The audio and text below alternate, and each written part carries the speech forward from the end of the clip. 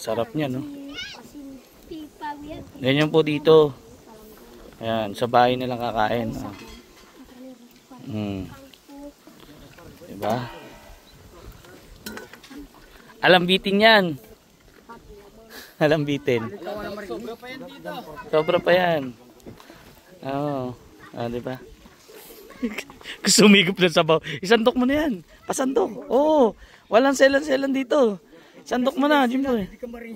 Oh, yan. Sige. Naiya si Jimboy. Kuya po ni Darlene. Yan. Oh. Diba? Wow.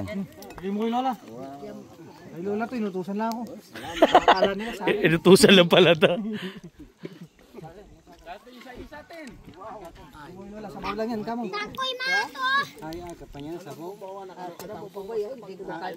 Mainit ha?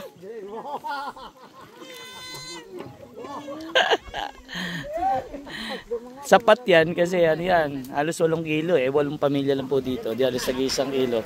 Saktuhan lang. Saktuhan lang pala. Ayan yung sa amin. No? Yan. Ayan yung sa atin. Ayun, ikupin mo na dun.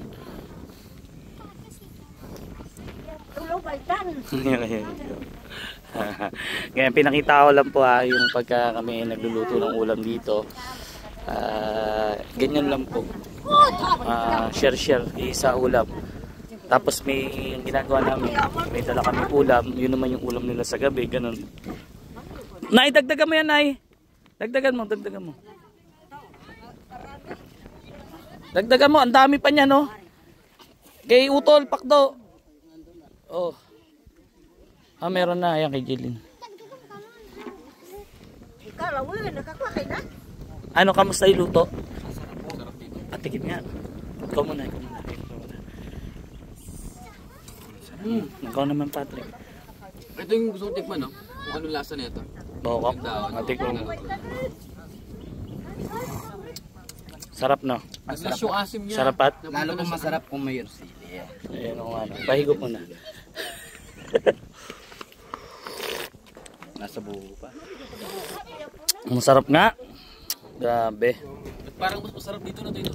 Sa buho? Oo naman. Yung aroma ng buho. Yung nagpapasarap doon. Tapos yan. Gusto yung bisitahin natin bawat bahay.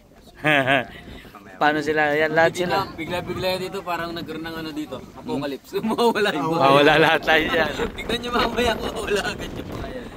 Kasi dito sama-sama ng kain. Ayun. Ayan, dami pa. Oh. Okay, lalagyan. Dami pa. Oh, Apo Jimmy. Kain po tayo. Sinigang.